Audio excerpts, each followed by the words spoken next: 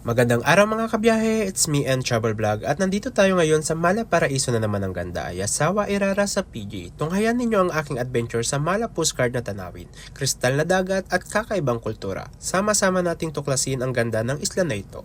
Tara, simulan na natin. At may pa-welcome drink sila na fresh buko. Thank you! You're welcome.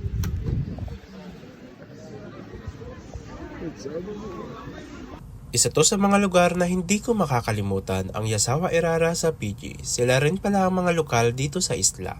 Para talaga akong napunta sa panaginip. Ang dagat, grabe, sobrang linaw at asul na asul. Parang painting na gawa ng kalikasan. Yung hangin napaka-presko. At may kasamang halimuyak ng dagat at puno ng mga nyog. At ang tanawin sobrang ganda.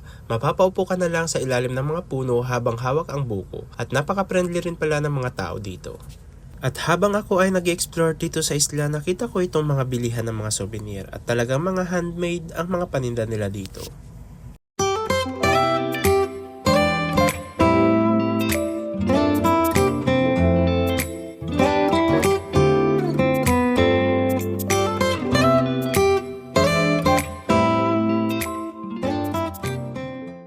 At nakasalubong ko nga rin pala ang mga batang ito na nagkakasiyahan sa daan na tila nakakaaliw silang panoorin na kumakanta habang sila ay sumasayaw. Oh, segi, segi, segi, segi.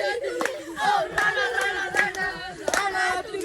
Oh, stop, lollipop, ice cream, ice cream.